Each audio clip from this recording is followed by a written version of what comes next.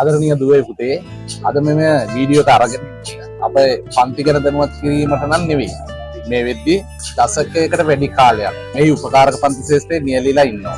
එතකොට පුතේ පසුගිය දවස්වල සෝෂල් මීඩියා වල දාපු FB post TikTok YouTube ඒවට විශාල ප්‍රචාර මට ලැබුණා. ඉතින් පුතේ මේ ප්‍රචාර ඇතුලේ දශකයකට වඩා වැඩි කාලයක් තුල පන්ති ආපු ළමයි සෑහෙන දෙනෙක් මට කතා කරා. ලංකාව විතරක් නෙමෙයි ලෝකයේ පුරාම ඒ අය මේ වෙද්දි වෘත්තීය ශාස්ත්‍රයේ නිහල කට්ටිය ව්‍යාපාරිකයෝ නොයෙක් විවිධ ශාස්ත්‍රවල නියැලෙලා ඉන්න කට්ටිය ඉන්නවා. ඉතින් ඒ කතා කරපු කතා ඇතුලේ ගොඩක් කට්ටියගේ ඉල්ලීම ආවේ අනේ අපිටත් ආයේ පන්ති එන්න තිබ්බනම් කියන එක. ඉතින් ඒ දේවලු සැලකිල්ලට අරගෙන අපි ලස්සන වැඩසටහනක් සංවිධානය කරනවා. ඉතින් ඒකට ඔයාලා හැමෝම සම්බන්ධ වෙයි කියලා හිතනවා.